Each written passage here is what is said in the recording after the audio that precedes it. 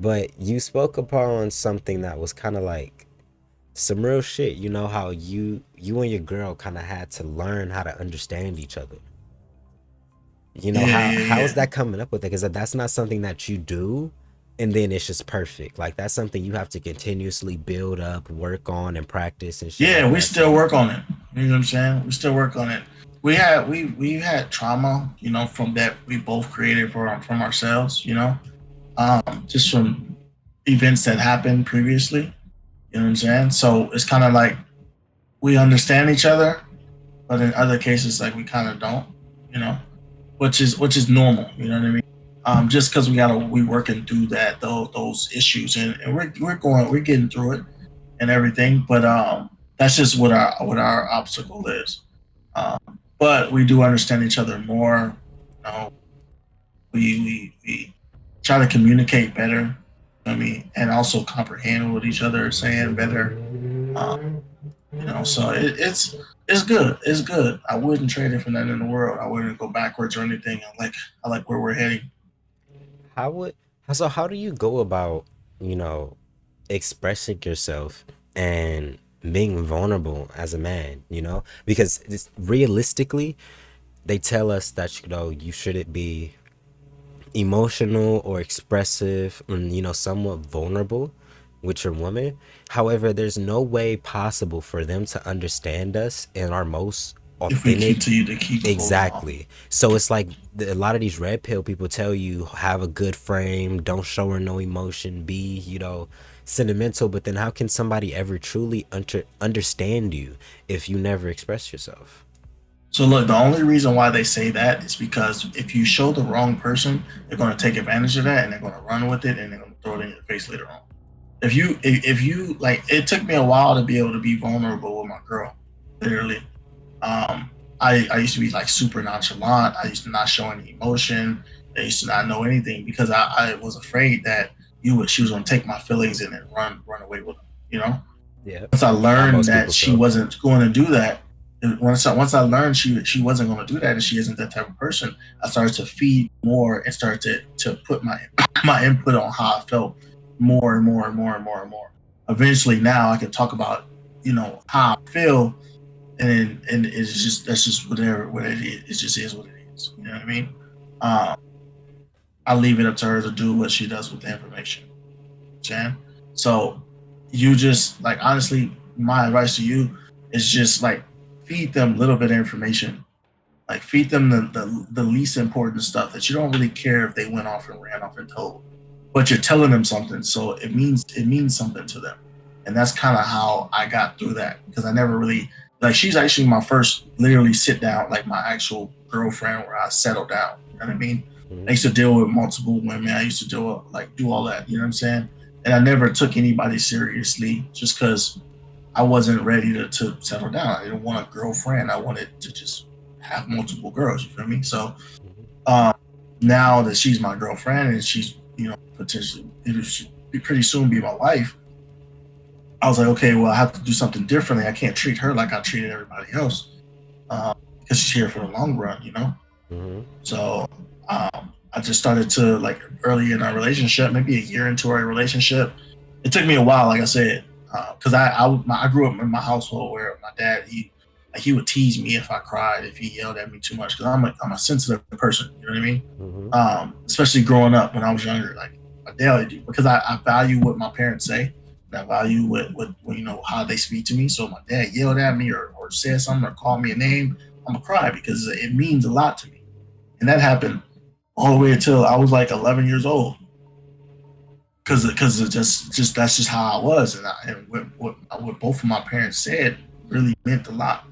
So so I would get teased and stuff and all of that. And um, my dad, when he came bang and everything, you know, you know pretty much he ran the whole block. You feel me?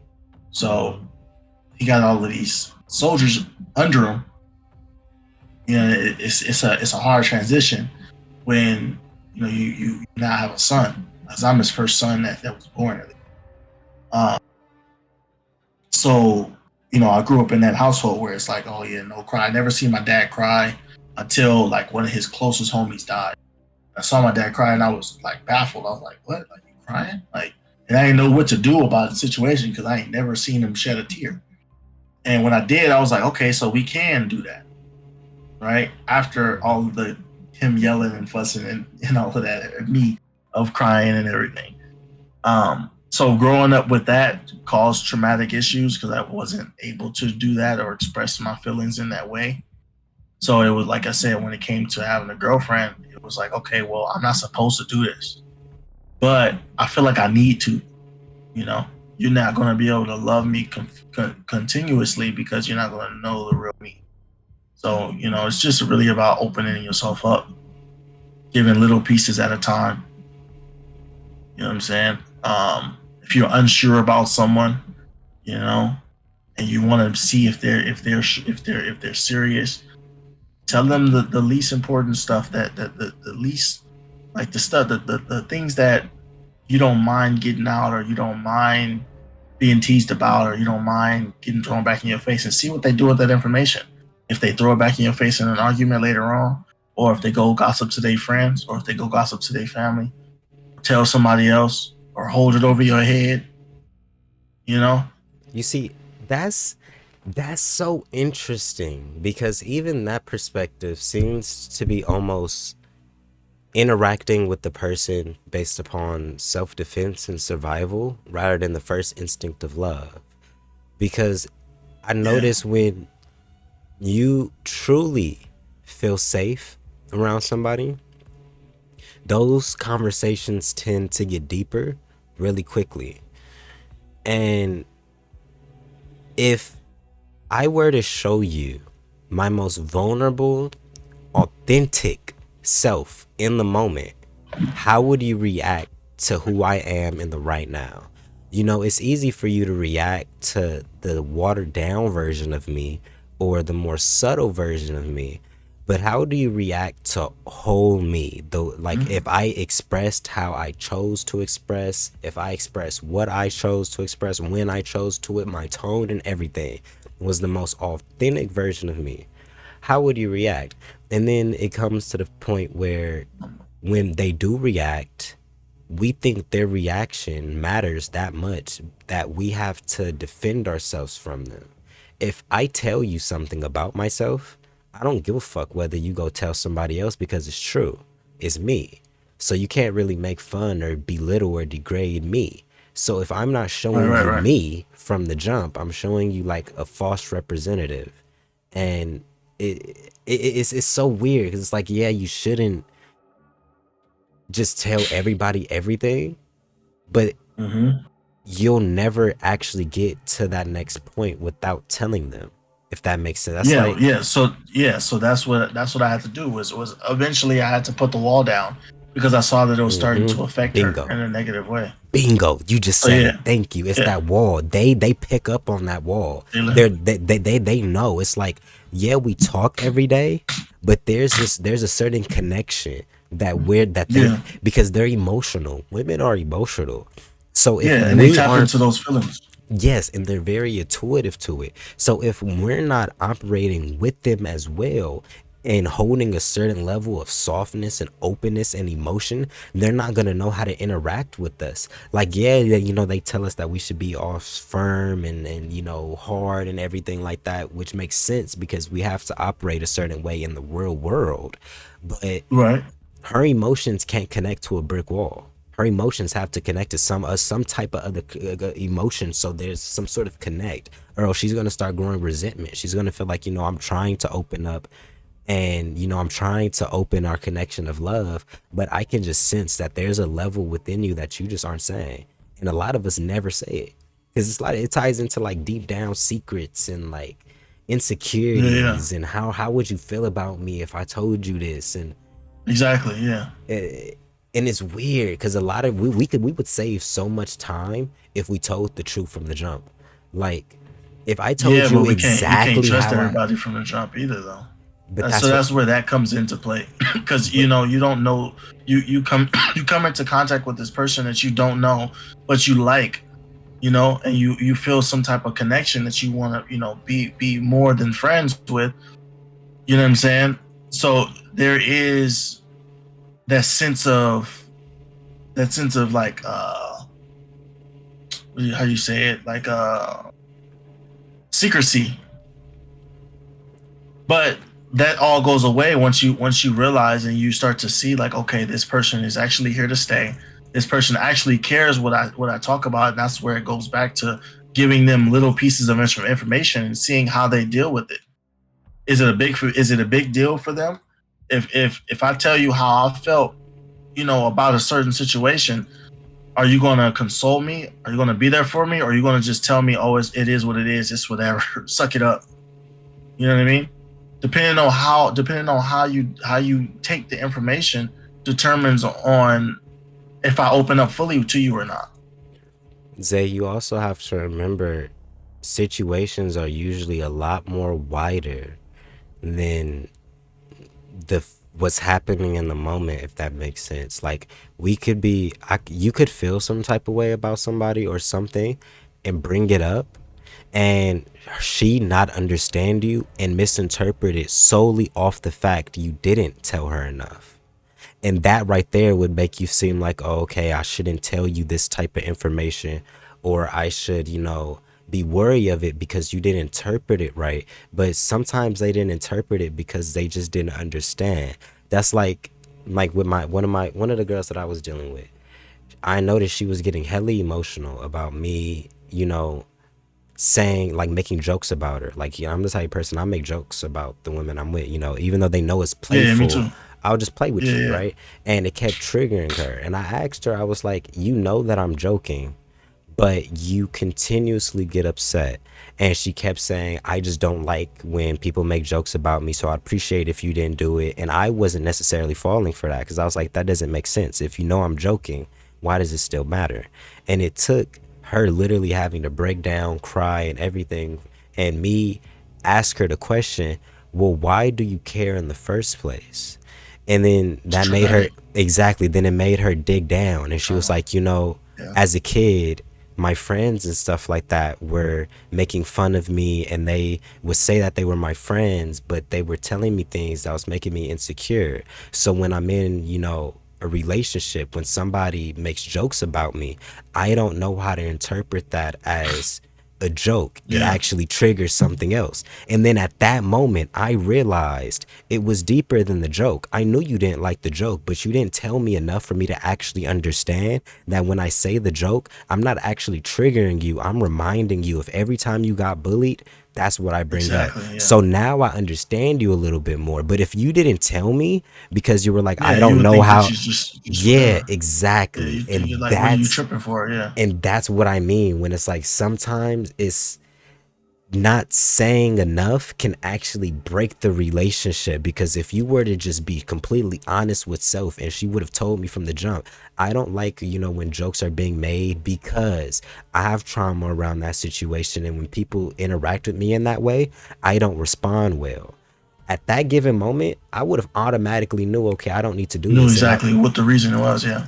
and if, let's say, on the flip side, I didn't respect it, that was enough information for her to be like, okay, so you don't need to be in my life and in the position that I expected you to be in. There was no problem with me telling you that I got bullied. The problem was me trusting you enough to hold that information and do what I wanted you to do. Me telling So you had nothing in to do that with it. instance, Had nothing so to do yeah, with it. so in that instance is what I'm talking about. Your As far as expectations. giving someone a amount of information to see what they do with it. You get what I'm saying? But you have to Like release your if I would have, expectations. so if I would have, so that just how she told you, if she would have told you from the jump, like that's something that I would have done, right? Hmm. Is I would have said, well, I don't like this because it reminds me of this. Like I would say that, you right? Hmm. And then say for instance, she disregards it. It's like, okay, maybe that was a coincidence. I'll let it slide. We'll try it again, right? Do the same thing, and she gives me the same type of response. Yeah, then you notice patterns and you dip. Then exactly. So now I know there's patterns. So therefore, I know that I can't open up to you. You know what I'm saying? So that's what Mm. I mean by giving a little bit of information and then going. I'm giving you multiple tries and multiple chances to prove to me that you care about how I feel Ooh. and what I have to say. And see, So it's not necessarily giving. It's not necessarily just giving a piece of information and not telling the full story. I'm talking about telling you, okay, I feel this way because it makes me feel like this. If you went and you say, okay, well, I respect that and I apologize for bringing up those same um, feelings from before, and I promise I won't do it again, or something along the lines of that. I'll know, okay, yeah, you respect how I feel, you care about me, and you want to see us grow. That's a good flag. That's a green flag. That's good. That hmm means that you're more prone to care about anything else that I have to say that's on a more serious level.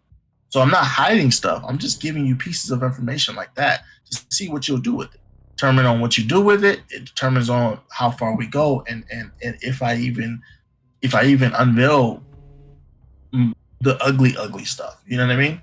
Because when you first meet somebody, you're not gonna just tell them, "Oh, this is me and I'm a pedophile." Like, you know what I'm saying? You're not just gonna flip out and but just you, say something whoa, like but that. see, that's the You problem. know what I That mean? no, no, no, But no, no, no, but no, no, no. That's the no, problem. no, If I you're a get you from I pedophile, know you I get need you. to I say get so from the beginning, wrong word I choice of like words. girl, I like little kids, and from the beginning, I would have not engaged with you. But if you told me Right, from the right, right. beginning, hey, I'm a freak, I'm a little sexual, whatever the case may be, I'm interpreting that as okay, maybe you just like to, get down and get cracking a little bit until you actually told me the full spectrum. I wouldn't even have dealt with you from the beginning long enough to learn the full thing if you said it from the jump. It's Yeah, like we yeah, yeah. waste That's our poor choice of time. words. Poor We choice of words. waste Poor choice of we words. waste our time Yeah, too yeah, yeah. much. We don't say what it is from the beginning.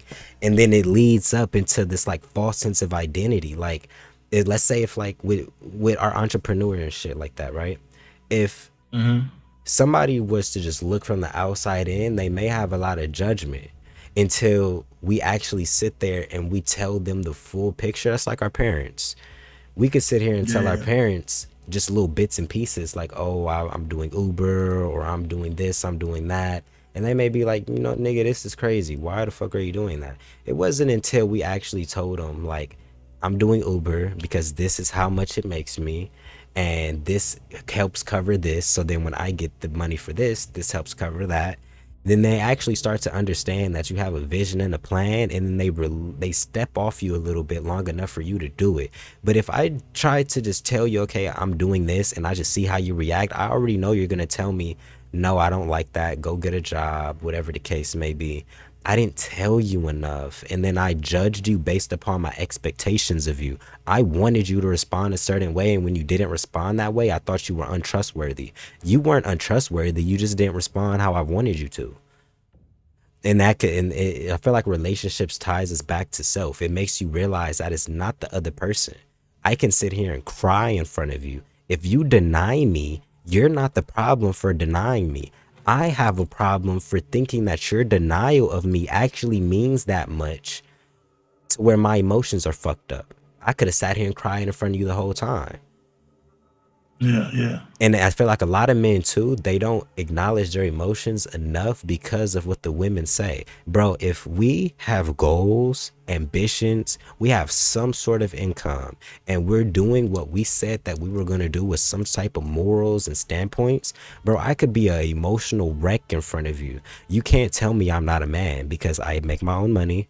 I have goals, I have ambitions. My emotions does not tie into my manhood at all. If I'm able to provide and do what I need to do as a man, the one thing I should be able to do is say how I feel, exactly how I feel, without guards of feeling like you're going to judge me or you're going to view me differently as, That's just how I got through it, and I wasn't like I didn't miss out on information. Like I would tell her how exactly I felt about the situation, not sugarcoating anything. Mhm. But the magnitude of the situation, maybe it wasn't as deep of an issue. You get what I'm saying, or something that was super duper important. Like it was important to me enough to speak up, but it wasn't like dire. You get what I'm saying? Like I don't know the right Mhm. words to say. Like I'm Right. telling her everything of how I feel, or the whole spectrum of how I feel about a situation, right? But the situation won't hold up to like I have a question. What's up? Do you actually tell your wife everything that you feel? I mean, everything. Because a lot of the times we interact with our women with a certain personality. When we get around our woman, a certain things trigger certain things that we should and should not do. These are things I should bring up, I shouldn't bring up, etc. We sink into we usually go into a certain type of programming when we get into our relationships, unless you're conscious of it. Are you the type of person that do you like at any given moment you could literally be like, okay, I've brought this up before and you told me why you do it, but it's still coming up in my emotions. Like I caught a random thought, you did something and it sparked that reaction. Have you ever like do or not ever, but do are you the type of person to where like you gauge whether or not you should bring it up or not? Or are you the type of person that's authentic to yourself and it shows outwards? Like if you do the smallest of things that, catches my attention, I'm gonna bring it up. Be like, hey, a couple hours ago you did this and you said this. I know that usually it probably isn't that big of a deal, but it made me feel like this. Like you probably didn't mean it like that at all, but I took it as you talking shit. Can you like clarify that a little bit? Or do you have that type of So, relationship with her, or is it just like, nah, I'm not gonna bring this up because she's gonna throw a fit, or I don't feel like hearing her argue, or I it already know how she thinks. certain things like some of the stuff that there's a couple things that we do, and I'm not gonna talk about it, Yeah, of but course. there's a couple of things that we going through right now that haven't been resolved fully. You know what I mean? And I Mm-hmm. know how the outcome is going to come. It's just a couple of things, and you know, I don't bring up those on a consistent basis. I bring them up, but I don't bring them up every time it happens. I try and give her some room, some space to be able to correct herself and check herself, or give me, or she gives me time for me to try and correct myself, or check myself if I did something that was triggering for her. Mm-hmm. You know what I mean? But for the most part, there's been times where she's done one thing, right, and I've said something about it, said this is how I feel, and then she apologized. She said she was gonna try and work on it, and then an hour or two later, she does the same exact thing, and I bring it up. I'm like, yo, like, didn't you say you was gonna, you know what I mean? Like, you just did this again. You know what I'm Yeah, saying? some And cuts. then and we go from there. And then there's times where I've done something, and she said, I don't like the way you do that. And I've told her before, hey, that's just how I do it. That's just me. I told her that, right? Which is not right. Um, and then I'll do it again, and she'll let me know. And I'm like, okay, this is very important to you. All right, I need to really work on it. You know what I'm saying? Mm-hmm. Um, so I feel like in every relationship, I don't feel like I feel like there's no relationship where you're just completely open about every single little thing, right? Because we are sympathetic to our other half's feelings, and how they feel and their emotions. When you actually care and love someone. So if you know something is triggering for somebody, I don't think that you're going to do that, especially if something happens, y'all having a good time, right? And you know that it's going to cause an issue. If you bring it up, you don't want to ruin the good time that y'all are having. Oh You can yeah, talk no, about it later. yeah, talk about it later, but you still brought Save it it up. later. Yeah. It's going to still get brought up, but it's going to be talked about later on. You know what I mean? Just not in that time. So I do that sometimes. Um, because I just don't want to ruin the moment, and I'll just double back and be like, "Hey, look," or she'll ask me like, "What's wrong?" And then I'd be like, "Look, I didn't like the way you talked to me when you were doing this, or I didn't like the way you said what you said when we was out and about." It just happened. Actually, that happened yesterday. She asked me, she said something the way that she said it. I didn't like it, but I'm like, all right, I'm not gonna ruin Christmas. You feel me? Because I know what it's gonna be. So I said, all right, I'll wait till later on tonight to talk about it. Because we out and about, we having fun, we singing, we on a little road trip to go to the store. You feel me? So I like we good, but I'm gonna talk to you later about it. But then she didn't allow it to get to that. So that's the good thing now is she's starting to not allow things to get past it. We're like both of us aren't like we'll nip it in the bud right then and there and handle it because we are, we don't want to linger on or carry it on Exactly. for too long. Exactly. Um, I, so that's what we started to do. But like I said, I stand by. I don't think there's a relationship that doesn't hide some emotions to prevent conflict or to prevent, But feelings being hurt, etc. that's what, nah, that's not true. Where you say hide emotions to prevent conflict, you do realize that's the core of what resentment is. That's exactly how that sparks. When you feel something and you try to save it based upon you don't want to irritate the other person, you don't want to upset the other person, that's going to lead to a resentment. And you may not feel it in the Oh moment, yeah, I but the get you. That more when that when the that more when you that bottle ignore, pop, exactly, the more that by yeah, more you yeah, that let pressure that cooker just pop, just yeah. just sit, is gonna become an overload. And I think a lot of people have to learn what the word accountability is and practice it in real time. If No you're facts, doing yeah. something, you don't realize you're doing it unless I tell you you're doing it. Exactly, So yeah, I may yeah, not hold you, I may not, give consequences, quote unquote, because some people are immature. They'll start ignoring you throughout the night. There's some niggas are abusive. They'll verbally, physically abuse you.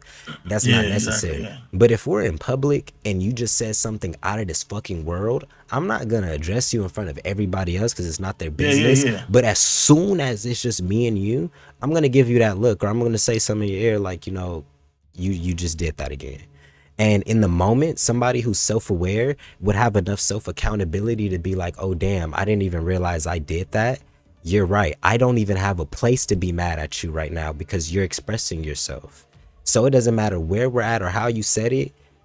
I still did it. You wouldn't have had anything to say if I didn't did it. If I didn't do it, so it comes right back to me, the self accountability in the moment.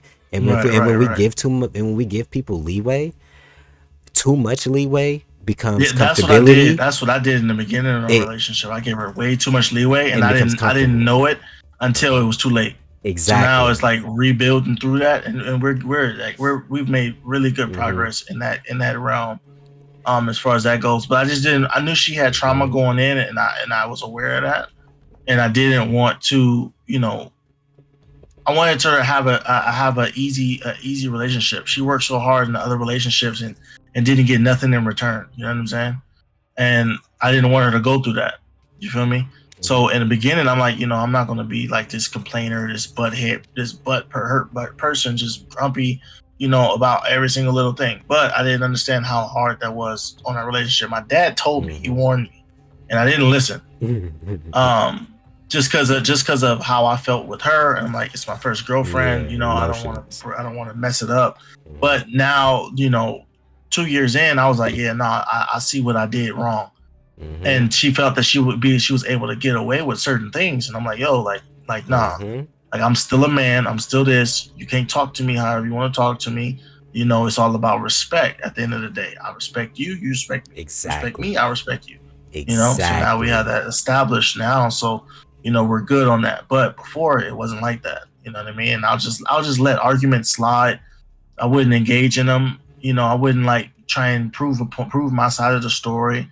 None of that. I'll just let her argue with herself.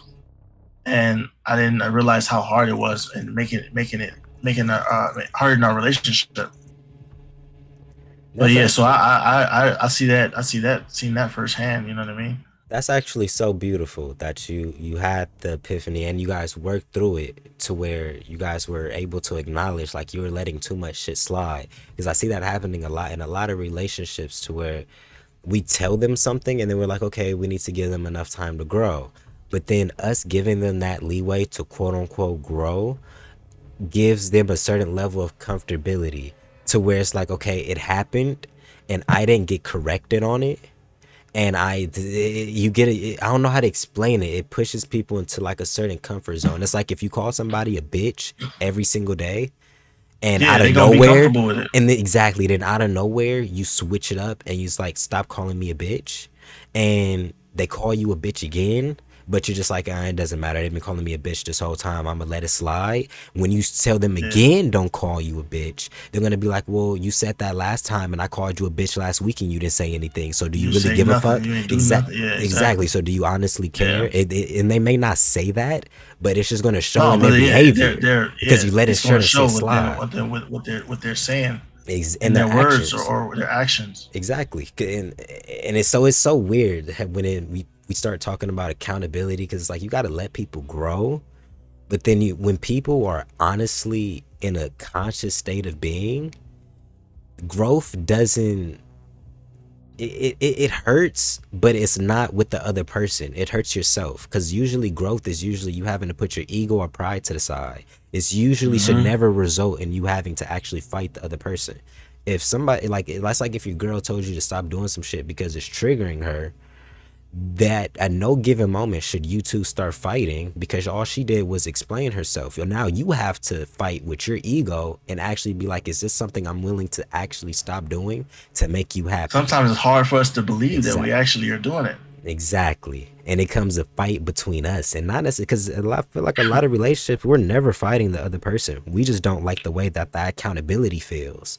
Oh, you want me to Exactly. say sorry? Damn. You know, the problem Right. Yeah. actually isn't saying sorry. I just don't have the courage in myself to tell you sorry. That's it. But you were Yeah. completely right for holding me accountable. You have every reason to be sitting here right here crying, threatening to leave me. You are 100% in the right. I just don't like the way that you came at me, so I'm not finna say sorry. It's little shit like Exactly. that. Yeah. It's little Yeah. Yeah. shit. Little shit. We usually never are We are actually petty beefing. humans. Facts. That's the destruction of most relationships, is our pettiness. Nigga, it's usually not the other person. You usually you can It's just forgive the yeah. other It's person. yourself. Yeah, usually whatever the other person did, you can usually forgive them. If it ever gets to the point where y'all just stop talking to each other, no contact, that's because somebody's standing on a really petty principle because of their ego. It doesn't even matter if y'all cheated or not, bro. There's y'all could cheat on each other and still be such good ass friends, but your ego is in the way. It's like, damn, he put his dick in another girl, or oh damn, she fucked another nigga. I hate you as a person. No, nigga, you don't hate her as a person. You just don't like the fact that she fucked somebody else and it hurt your feelings. But her as a person, Mhm. she may actually be fine. She may just didn't want to fuck you, and you deemed her as Yeah. this terrible person because she lied and cheated. She was living her life. Like, Yeah, I wasn't on the same page. exactly from the jump.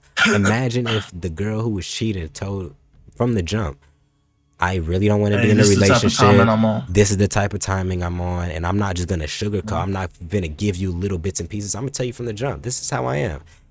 Chances are you may run across another nigga who's like, oh God, all you want to do is just fuck, have fun, and oh, bet we can definitely go do that. No strings attached. We just saved both of ourselves a heartbreak from me thinking I have to Yeah. lie to you to fuck, and you thinking that I actually like you and you letting me fuck. We were both honest from the jump. Neither one of us like each other. We just like our bodies. Okay, cool. If not, then go on to the next, because the next person may be completely different. I don't think girls realize that too. You could be with one girl one day and really be on some hoe shit, you just want to fuck, and then run into a different girl that same day and you're ready to get down on your knees just off the energy she gave you. A lot of girls don't Right. realize how Right. powerful they are too. You could make a dog want to settle down and marry somebody the same day that he was dogging, just depending on how you Yeah. present yourself to him. Just Exactly. off that, because nigga, a dog can sense a dog. Nigga, I'm a dog. I can sense you're lying. I can sense there's another nigga around you. I can sense something. So I'm just finna dog you out. I'm not even finna try sitting here trying to understand you. But if you would have told me, yeah, I'm a whole tip or whatever the case may be, a player gonna be like, oh, for real? I actually kind of want to wife you now, because what the fuck, you kept it 100 like that? That's usually how it goes. Girls don't be realizing it's the ones who keep it 100 with us, because we see that as like a sign of respect. Like, you didn't have to tell me that, but you Exactly. But told you me did that anyway. and allowed me the chance to make the decision for myself. That's the realest shit you could have did. You didn't try making a decision for me. You told me what it was from the jump and let me decide. You know what? I can deal with this red flag. Now, yeah. Yeah, now I can deal with this. Anything after that is on you because you It, knew from the jump. it's so weird, man. It's so weird, because I know that we're in survival mode, and I know survival mode is there for a reason. It's for us to survive. Too many people has fallen victim to their emotions, not be keeping it 100, being pure. This is why everybody say you gotta sell your soul and step over niggas to get into different spaces. I get it. Everybody's in survival mode, but then you kind of have to acknowledge that that is survival mode. The fact that I'm withholding information to you because I'm afraid of what you may do with it, I'm scared. That's fear. Something in my body is Yeah, scared. yeah. That's fear. I'm traumatized, which is okay. But this shouldn't be like that. A healed version of me wouldn't give a fuck what you say with the information I gave to you because it's true. So unless you were lying, then I actually have something to give a fuck about. Like if I told you something, you repeated it, but then it wasn't true. Okay, now I have every reason to be mad. But if I told you something and you repeated it, but it was the truth, okay, what am I mad? The truth came out? The truth always comes out. So at some point in time, you were going to hear this information anyways. Exactly. I don't know why people cheat. Like, nigga, it's going to catch up. It don't matter how it catches up, nigga. I remember I cheated, bro. Yeah. I got away with this so crucial. I mean, the girl that I was with had no fucking idea.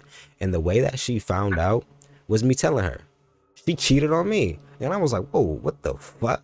And I That's was like, cool. I was dipping too. exactly. I was like, that's my karma. But but it opened my eyes in that moment. Because instead of me being like, haha, I cheated on you first, it was more of like, that was my karma.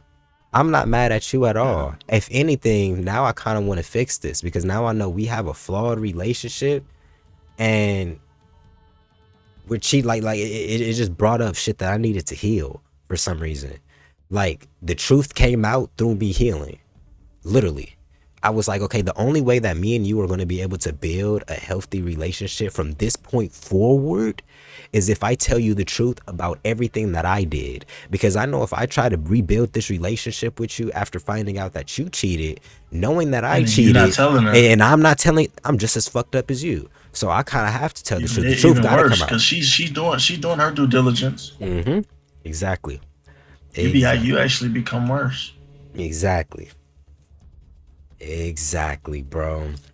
Keeping that shit a hun stack. We don't do that shit enough. Which I get it, nigga. Most niggas is not finna go tell their wife, hey babe, I accidentally, you know, made a poor Oh yeah, I decision and mean, I fucked feel a like, girl at a strip club. yeah. But nigga, you probably Hey, do I need to feel like tell her. at that point, you just gotta, you just gotta, you just gotta suck it up. I mean, you kind of did the dirt. You should have thought about all of that and her feelings before you even dabbled into something else. Mm-hmm. That's just how I kind of feel about it. So if you man enough to go ahead and do that with somebody else and cheat on your wife, your girl, whatever the case may be, you got to be man enough to go ahead and put that pride aside, or woman enough to put that pride aside. Mm-hmm. Let it be known, because like, it's gonna come out some way.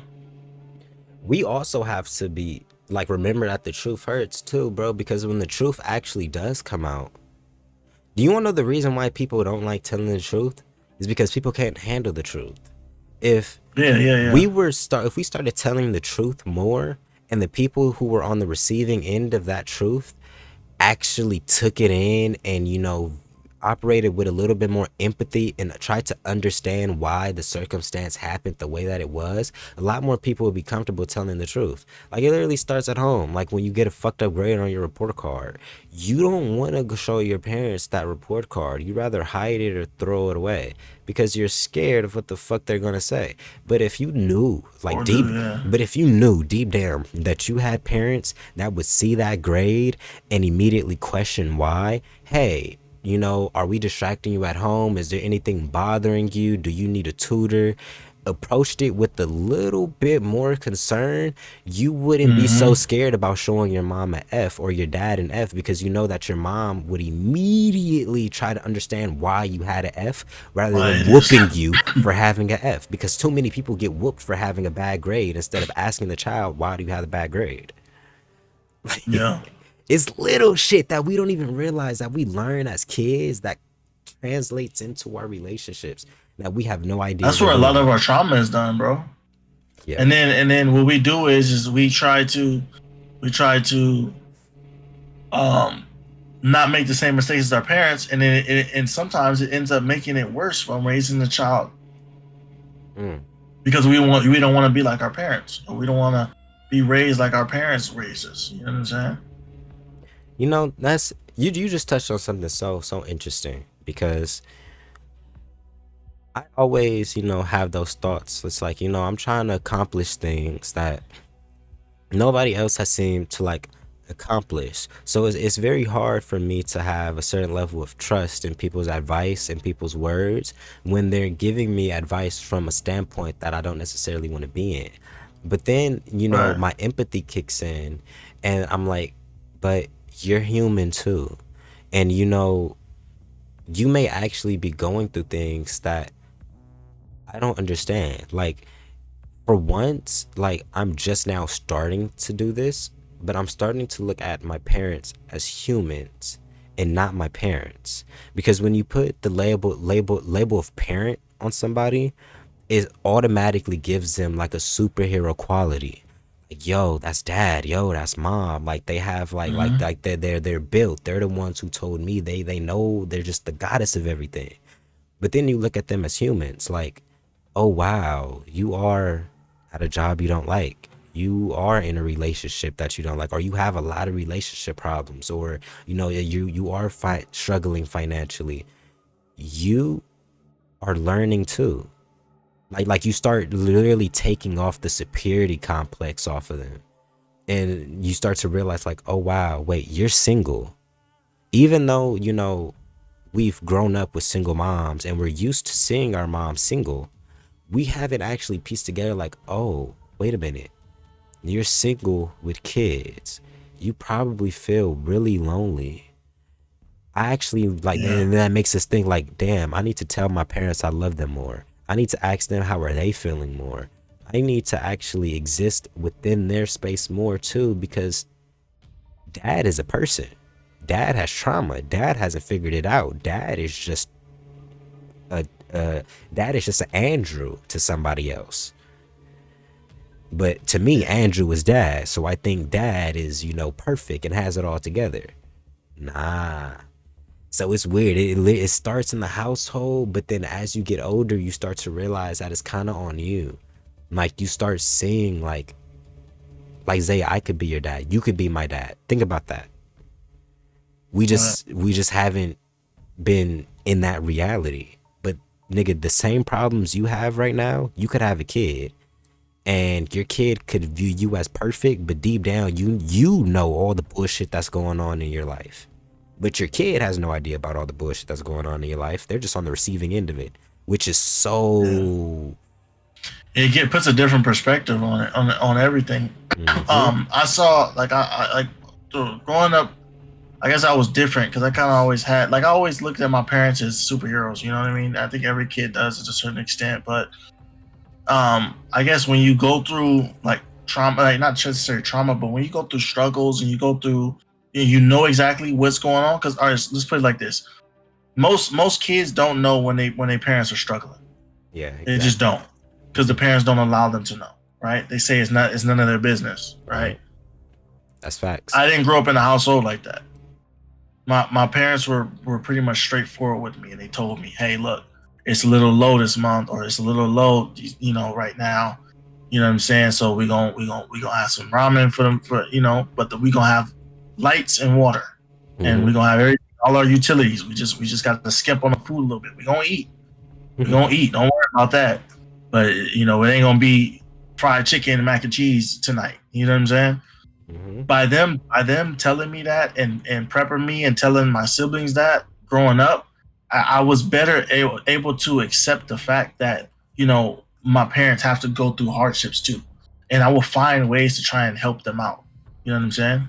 Whether if it was not using as much electricity, or maybe it was not asking for like some Oreos or some cookies. You know what I'm saying? Or like not asking for McDonald's, or you know what I'm saying? Like little stuff like that, to just kind of help them so that they're not worried about spending the money. Because even though they say no, deep down inside, they know they want to do it. So it's going to chew them up at the fact that they just can't do it right now. Mm, You know what I mean?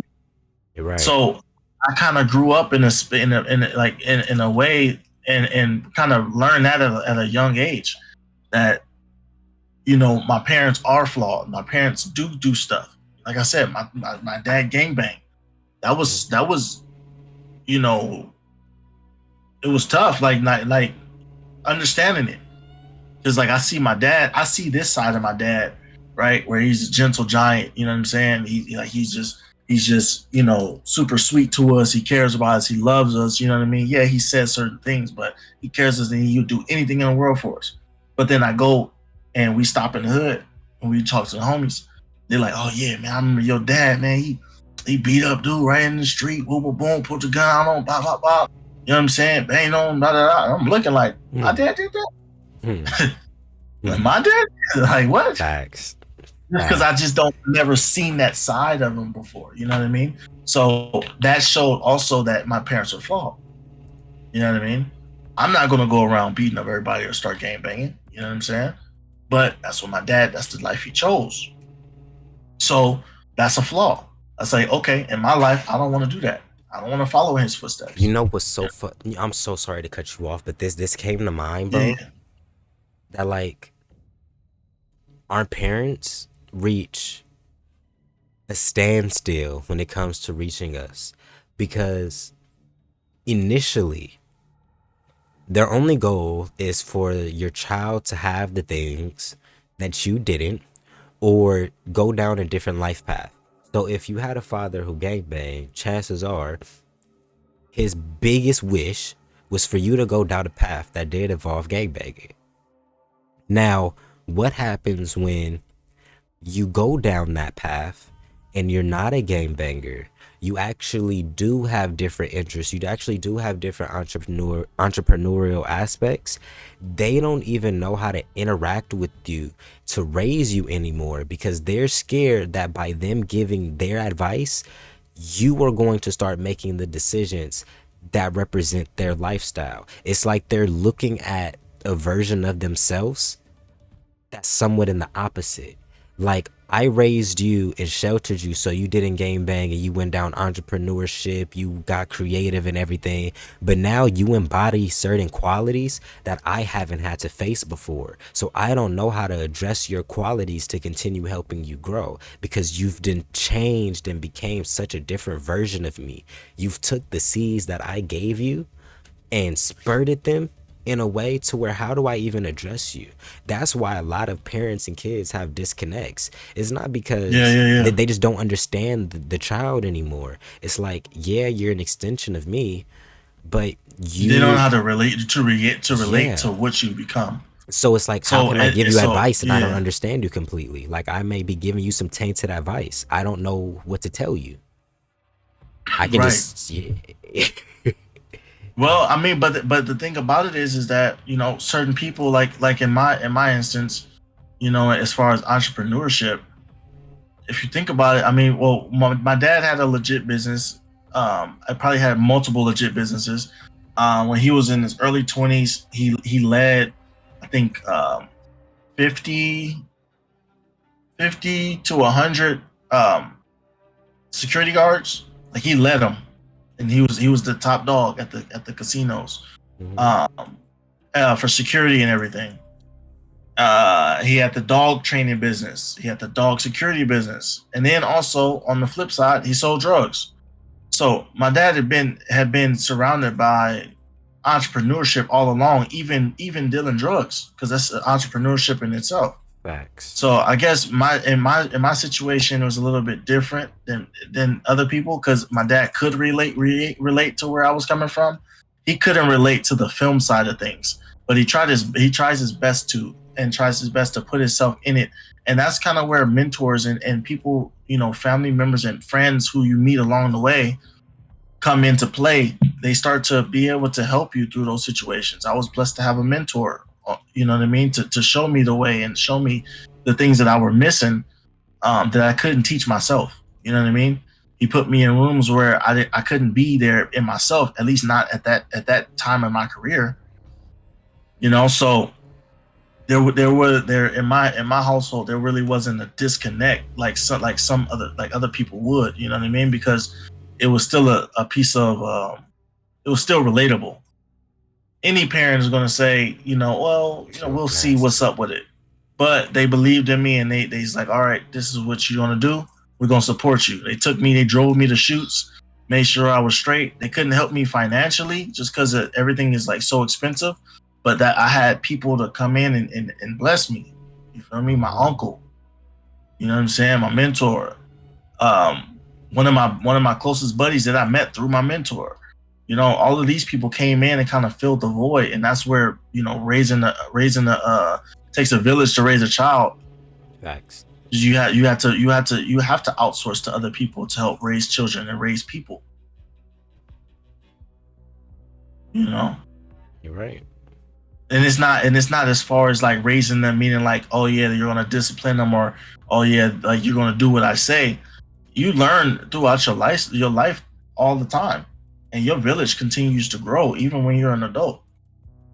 When someone comes in and helps you with certain things, or gives you certain um, wisdom along the way, you talk to older individuals, or mentors, or people who are in your realm or your craft, and they tell you and teach you, they're becoming part of your village.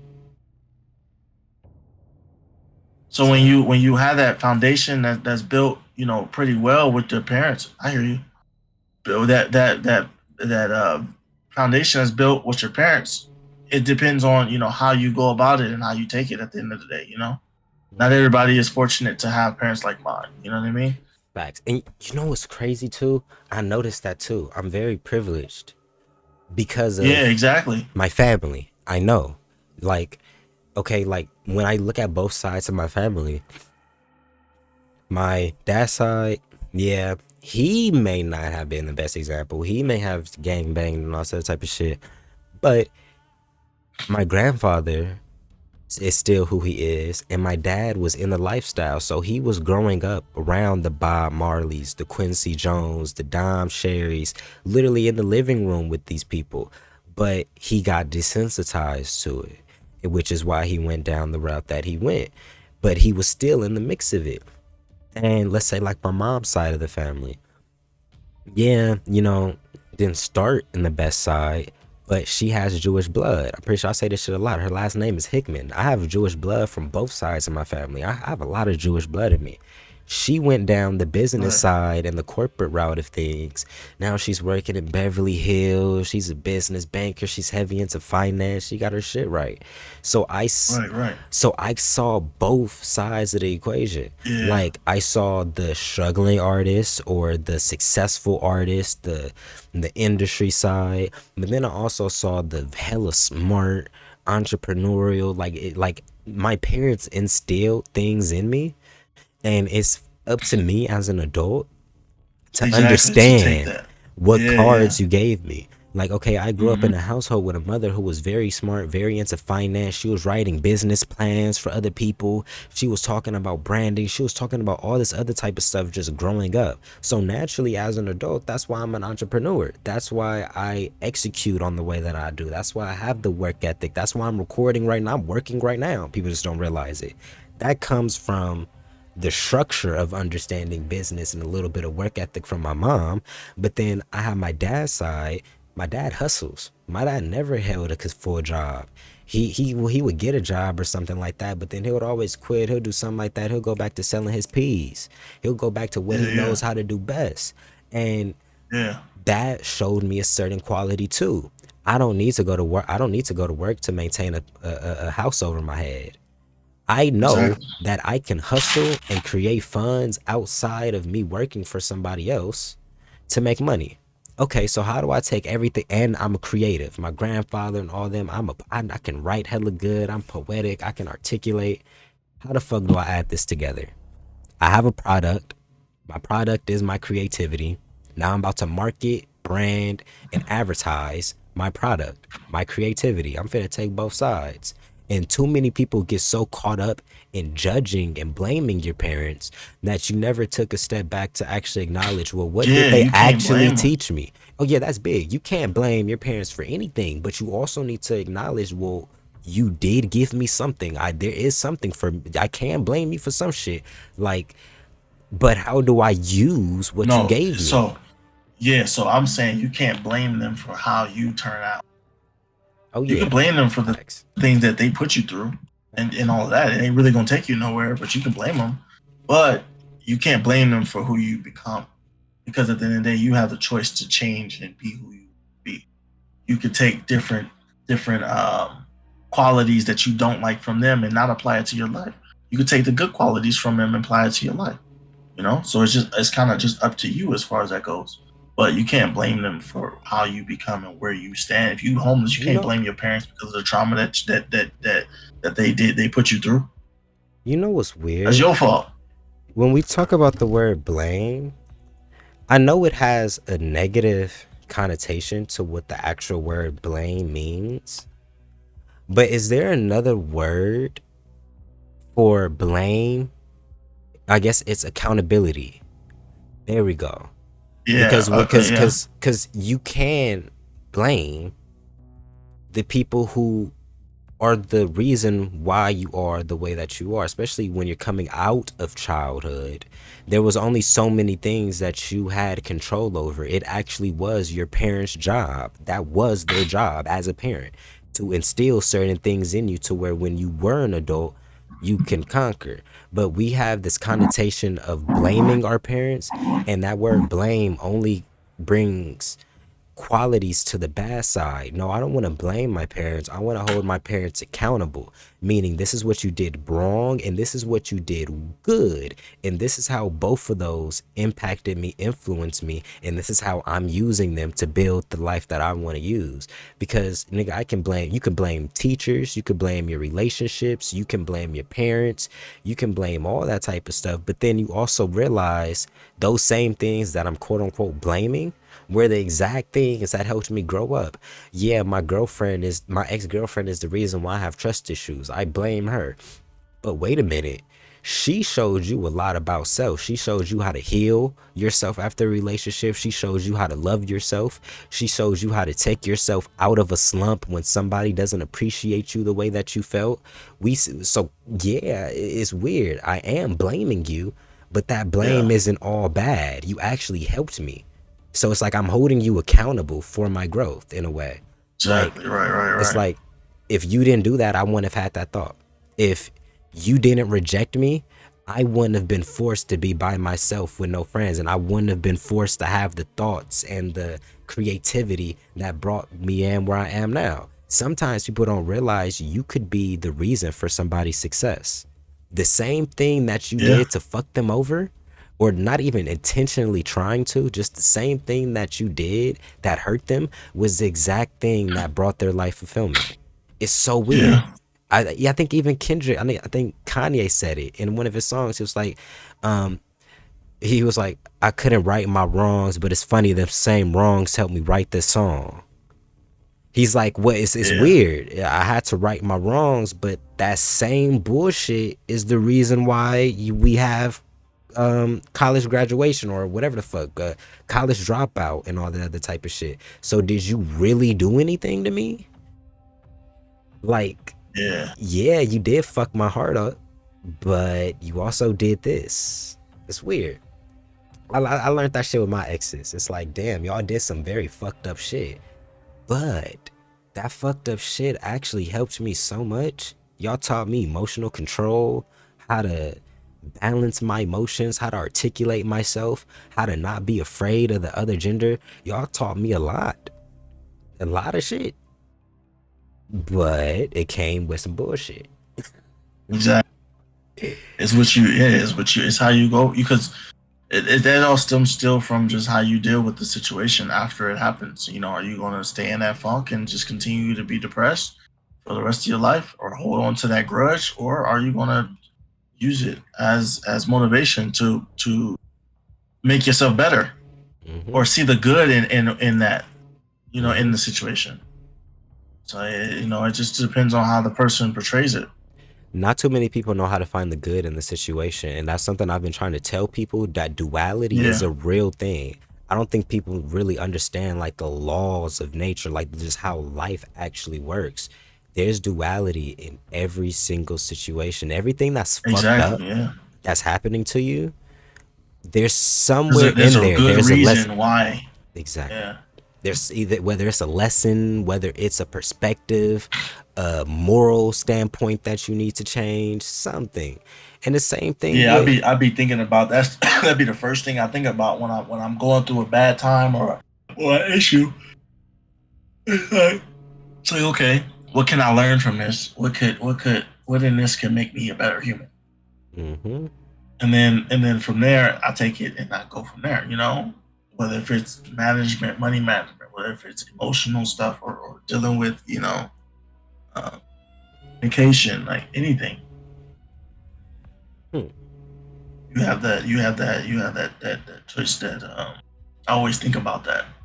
Mm-hmm. And And even then with the good shit too. God will reveal it to me. Yeah, yeah, even with the good stuff. I mean, it's like, okay, why did this happen? How did it happen? Okay, how can I capitalize from this good that has happened to me? How can I get the most, or be a mo the or obtain the most satisfaction from this situation? Mm-hmm. Mm-hmm. Because like there's so many things that, bro, like even my present reality is the definition of duality. I remember about 6 months to 8 months ago, I had a dilemma. I wanted my car. I wanted, to be able to move around, but I did not want it to be tied to the responsibility of having to hold a 9 to 5 job, right?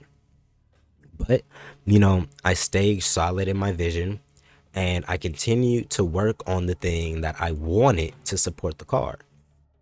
Long and behold, before I was even at a place where I was like, you know, I can comfortably say that I can afford this car. The car came from a completely different scenario, a completely different, the way that I got it was so unconventional. And it just so happened at a time to where I had enough seeds planted in my career to pay for that. And it's Yeah, like, I lost my train of thought for some reason, but it's like the duality. So now I'm sitting here and it's like, okay, yeah, I do kind of have to come up with a rack extra each month that I didn't have to come up before I got this car. But the duality of it, my nigga, you have a fly ass whip sitting outside and it's being paid for strictly based upon your creative abilities and your effort. There's so much duality in that situation. That's literally like the life of a millionaire, whatever the case may be. When all these people sit and get McLarens, probably doesn't have, an employer over them telling them when their next paycheck is gonna come. But somehow, some way, they've applied themselves so much and it's such in a way to where now they're sitting in a McLaren. They have the duality of it. I have a McLaren, but now I have a $10,000 car payment, and now I actually have to go make $10,000 a month. Okay. exactly. So Yeah. it's like it's the duality of it. I got the car, but now I got the bill. So okay, that's fine. But it makes you a better better entrepreneur because now you have something to work for. If you're like, I found myself, the more responsibilities that you have, the more you're prone to make it work, to make it happen. Ooh, You know what I'm facts, saying? facts. So licks, because I went through the same thing when I bought my first car. I bought my first car, the like 20 2023. Mm-hmm. Bought my first car. Right, went into the dealership. I went in there. I was like, hey, I want to pay $250 a month, which is like non-existent Must be nowadays, nice, yeah. unless you come up, with some Yes, crucial. yeah. Girl, that But down payment but is silly. I didn't know, and I took my dad because I knew my dad. He bought a lot of cars and stuff. He knows the dealership. You know what I'm saying? So I was going to settle for something that was salvaged. Mm-hmm. And, Mm-hmm. and, and, and all of that was just going to go to a little mom and pop dealership Mm-hmm. or buy it off of somebody. I said, I kind of want to build my credit. I want something that's reliable that I could, take in if I need to fix something. I want some warranties or some sort, to make sure that it covers this. I'm going to be driving a lot. Just took all that into consideration. So I went and did my calculations. I didn't know how much my insurance was going to be. I didn't know how much the car note was going to be. But I knew that with this amount of money, I need to be able to pay it and make it happen. So I went and did my calculations and everything. I was like, all right, this is what I want. Car note ended up coming in at 361, Must be which nice. I What was like, the when I fuck? saw that, yeah, it was a used car. It wasn't brand Oh. new. Yeah, so it was 361 for the note. Oh, and I had pretty good credit as far as that goes too at the time. Mm-hmm. And then I had my dad co-sign on top of that. So it knocked down like a little extra $40 or something on a note each month for with his cosign. Mm-hmm. But he went in, whatever. I got the car, and then I got my insurance. So now I was like, all right, dang, like I'm over the limit that I wanted. So hopefully my insurance is, is reasonable in the amount that I want. Because right now I'm over what I'm paying, and it kind of just all worked out. You know what I mean? My insurance was like 164 or something like that, and then the note was 361. So I was able. I'm like, okay, I can do this with my bare minimum month. I know for sure I can make this happen. You know what I mean? So I'm not tripping. And I got money to left over to spend or do whatever I wanted to do. I didn't want to be paying off a car and be broke. You know what I mean? So I drove that, whipped that for a year. I went and bought my other car the top of this year. This time I'm like, all right, it didn't even happen in a way where I was like, I want to go get another car. My dad's car ended up breaking down, or whatever. I'm in Arizona. He calls me. It's like 1 a.m. He's like, hey man, my car broke down. Whoop, whoop. Is it cool if I drive your car? Because I left it in Long Beach. He's like, is it cool if I drive your car back home? I'm like, yeah, like it's good. He's like, I just wanted to make sure. I just want to, let you know and ask you first, or whatever the case may be, because I know it's yours. Da, da, da, da. I was like, well, thank God that I listened to God at the time, because if I didn't, he wouldn't have been able to get home. He would have had to stay down until somebody brought him back. So I'm like, all right, Dad, it's cool. Like, don't worry about it. Like, we're gonna work it out. Feel me? So then I did my calculations again. I'm like, all right, this is what it is. I've been hollering once I got my first note, my first quote for my first note, my first car. I was like, man, I could have, like, I could definitely afford a car note that's like $400, $500. I can definitely, because now I know what the rates are looking like. And my girl was sitting there with me too. She was like, yeah, like you could have did that. You could have got what you wanted in the first place, but I didn't know. You know what I'm saying? It's a trial and error. My dad wanted me to learn and wanted me to have something that I wanted, but he wanted me to learn as well, how it all works and stuff. Bro. So I get my go in and get my second car. I told him, I was like, all right, this is what I'm gonna do. I'm gonna give you my car. You can have my car. You just got to finish off the rest of the payments, whatever. That way you can get to work, and then I'm gonna go ahead and pick something else up. So then he looked and he was like, what? Because it was like just the fact that his son just told him, like, you can have my car and I'm gonna buy something else. Just like put a smile on his face, and it just filled him up with joy in a way. It's like, you really making this happen. And I went and it was like, boom, all right, it's gonna be like 500, some change, whatever. So I'm like, all right, cool. First I started stressing. I'm like, well, how am I gonna do that now? You know what I mean? Because now I know my insurance finna go up too. Insurance went up, car went up, whatever the case may be. I'm like, all right, now I need to make this happen. Like, I need to make sure I got the money to every month to make sure I paid. And never have I missed a payment. Never have I done anything, even in hard months like this month. It's so hard, bro. Like, I barely made $2,000 this month, and it's a super thin month, you know what I mean? But I still made sure I took care of it and I made it happen. You feel me? So, that goes to say, it just gives that extra motivation to do what it is that you need to do to make your goals and to make sure that you're making the necessary amount. And I guess maybe the rich people and millionaires, multimillionaires kind of use that same perspective in a way by getting these assets and knowing that they have to pay them, gives them motivation. Like, okay, I have exactly what I want. Okay, now I just got to keep it. It's costing me a lot. Like you said, it's costing me a lot. It's costing me an extra $10,000 a month, but I love it. And I'm gonna use this motivation to push me forward. And that's what I do. My car, you know what I mean, was literally the best investment I could have ever made.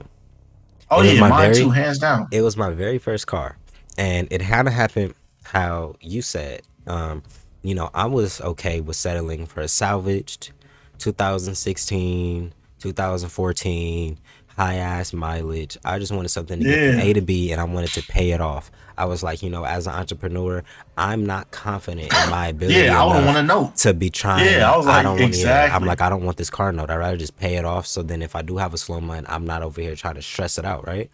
And right, yeah. My mom, I guess she just wasn't feeling, the idea of me going through that, because I guess she saw problems that I would have had to face afterwards, like the maintenance and just the reliability and all that type of Exactly. stuff Yeah. of it. So, you know, she went out and just took out the loan under my name and didn't tell me.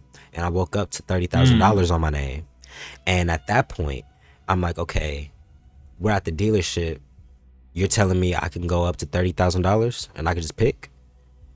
Okay, fuck it. And I remember seeing this BMW right across from my the car I have now. And Uh-huh. initially I wanted to get a Tesla. Yeah. And what's funny? Crazy enough, I could have actually got it. It would have been like $100, $200 more a month. But now that I'm actually looking at it, probably could have been able to make that extra $100, $200 a month very Yeah. easily. It shows you how far Especially you can stretch, bro. especially once I'm like, okay, I didn't wouldn't have had to pay for gas or anything like that. I could have actually been in Yeah. like a 2020 something Tesla. But I took that 30 G's and I got the car that I got now. And I remember when we were sitting there at the table, right before I signed it, my mom knew I don't have a job. So all the money that I'm making is solely based upon my abilities. And luckily, this was during a month that I had a couple of retainers, locked in. So I guess she was just a little bit more confident in my answer. But she had asked me right Right. before I signed it, she was like, "Are you sure you can come up with this payment?" Because she co signed. And I was like, "Yeah, I could do this." Even though then knowing I really haven't brought in these type of numbers before consistently to where I'm like, okay, I can do this without having to do like go get a job. I just said, fuck it, Mm-hmm. I'll do it. Like let's see. Like I could put this on my back. And I think we went a little bit over 30,000. Like it's crazy. I actually got a pretty good ass car for my first car. And then it made Yeah. me sit there. And as I was sitting there in the car, I'm having epiphanies like, oh, you actually manifested the shit out of this car. You're sitting Yeah. in Me too, bro. you're sitting in Yeah. 2020s, sports trims, everything. Like you skipped the bucket phase completely. Yeah. You didn't have to touch Yeah. it at all. Yeah. And it's being funded from your creative abilities. And what I noticed too, all of this growth that everybody sees on my page, all that had happened after I got the car. That car woke me up a little bit. Like, whoa, I'm capable. Like, wait a minute, you telling me I Yeah. just put a Yeah. V right here and I don't have it? Like, whoa, it makes you think. Like maybe I'm not doing everything wrong if I Mm-hmm. can actually get this and it shows up in my life and I was doing it based upon my own terms. Like it came on its own term. Literally, it didn't come when I wanted it to come. Okay, I'm making $3,000, $4,000 off my videography and editing. I can confidently give up a rack. I can do this. And no, no, no, no, no. The car came before I was confident that I could handle the car, and then me having the car showed me that I can handle the car. But if I never got the car, I would have never knew that I can handle the car that I have. I Mm-hmm. would have never knew that It's type of that leap payment of wasn't faith, bro. And it's exactly, crazy that you say that because I now have to apply that to moving. exactly. Yep. I have to apply that to moving, bro, because I'm gonna be moving to Texas really, really soon. Ooh. I'll be moving to Texas very, Solo very soon, dolo, and solo dolo, or with the white, with my with the girl. girl. Yes, Yeah, with sir. my girl. Yes, So sir. we're gonna get married, and everything, and move out there. You know what I'm saying? Mm-hmm. But it's a leap of faith, bro, because like the other choice was Atlanta. And I know, like, I got my mentor out there, and he's been settling. He's been, making money out there and everything. So I know for a fact that I can go there and I can find work for sure. Mm-hmm. But now it's like Texas. I Mm-hmm. don't know nobody there but my cousin, and he's not even in the film industry. Mm-hmm. I will be building everything all over again. You know what I'm You know, saying? and that's it. And that right there, that pressure is like crazy. People don't realize how much pressure entrepreneurs really go through on a day-to-day basis, because every day you're starting from fresh, like you're starting from scratch. Like Yeah. I could have made like $1,000 yesterday, and that could have paid off one or two car notes. But now I still have like bills are every 30 days. Like Exactly. that's Yeah. something that's going to continuously come up. So you're continuously in an energy of how can I create more money? Because when you have a job, you know you're gonna it's a time in exchange for Yeah, it's a money. definite, all right, this day I'm gonna get paid. And then It's, that's just what it is because they can't skimp on you. but You know when what I you're an mean? You gotta get entrepreneur, paid. But it's when everything is in your hands, it's so much more pressure, bro. And nobody know no, you won't know that unless you are an entrepreneur. You won't know that. You don't know where your next check is. If you go, and this is if you go on month to month, and like that's where it's sitting at right now, just because it's so slow this month. Mhm, But when you're month to month, you don't know where your next paycheck's coming from. You don't know if a client is gonna hit you up, you know. mhm, And I really put a lot of faith in God, and I literally try and put all my burdens on Him, and just let him figure it out. And sometimes he be taking a long time for my timing. You facts, feel me? But at facts, the end of the day, he do be coming facts, through. So I'm appreciative, but he be scaring me a couple of times, and I feel like he be getting a kick out of it, low key, facts. just Oh to my see if you gonna god, fold. But bruh, oh my nigga, goodness, I feel like that'd like be the you biggest don't thing. understand. You don't understand. Like people don't not you, but Yeah, I people don't know. understand how that is. And it's like I don't want to give up. I'm not going to give up. I'm not going to go take Hmm. the easy way out. Because if I do that, then that means that I failed myself and I failed everything that I worked for over the course of these years, like all these years. 8 years in, I'm doing this. I'm doing the same thing, and I've accomplished things that people with 9 to 5s haven't even accomplished yet. You feel Hmm. me? And that's my biggest flex is the fact that I've never worked a 9 to 5. And the fact that God has been the center of that on a consistent basis, bro, that fills my heart so much, bro. Bro, yes, That makes me so passionate at the fact yes, that like yes, God made it happen. So yes. nobody can tell me anything. Nobody can tell me anything Yeah. about if he exists or if he don't. You know what's crazy, bro? Because what he's been doing for me, This year has been a literal testament. And it's when people be like, oh, you're arrogant or oh, you're cocky. It's like, no, first off, I'm only reason that I have the level of confidence and I boost myself up the way that I do is because other people are failing to do so. I tell myself I'm great. You're a god. You can do this because I don't hear enough people telling me that, hey, I believe in you. Hey, I got this. Hey, hey, I really do think that you could do this. So I instilled a certain yeah, level of self motivation within me that's just been helping me propel. Like when I got robbed, what, earlier this year, right? In June. Dudes hopped on the car, took my jacket. They took my marathon jacket. They took the jacket that I have sitting on my chair right now. I was gonna Um, ask you about that too. Yeah, yeah, so they took the jacket off of me or whatever the case may be, and it really tripped me out because, when they ran up, they just snatched the jacket off my back. I had diamond earrings in, I had J's on, I had every like I was really like a lick. Like I mean, I had a lot more money than the jacket that was on me. But it just seems like the focus was on the jacket. And afterwards it kind of fucked me up a little bit because I was like, they took the only thing that actually mattered to me. I wore my marathon jacket when I shot my first concert, whenever I did like a certain photo shoot, or if I met somebody, or if I did something, like all my first were done in that marathon jacket. Like it was like a spiritual piece to me. Like it was like I'm yeah, repping yeah, this yeah. on my back because it says something. And Right. no opportunities and stuff were coming, like a little, some of them were, I was working with Bam, and he was inviting me to different shows with Lupe Fiasco, and I was building that, but it was just seemed like crickets. And I remember the jacket got took, and within the next week all of my blessings started unfolding because it was karma. I remember I stole a nigga's phone in like seventh, eighth grade or some shit like that, on some real mischievous shit. Lied about it, never got caught for it, and I thought I got away with it. But I did it. I had a whole bunch of karma from me taking and stealing niggas' phones that didn't get released off of my shoulders until something got took from me. Because that same Mm. weekend I checked my email It said Lamert Park Juneteenth. You know, I got the media passes to go take pictures. Oh, fast forward another week, I got the car that I was asking for the last 5 years.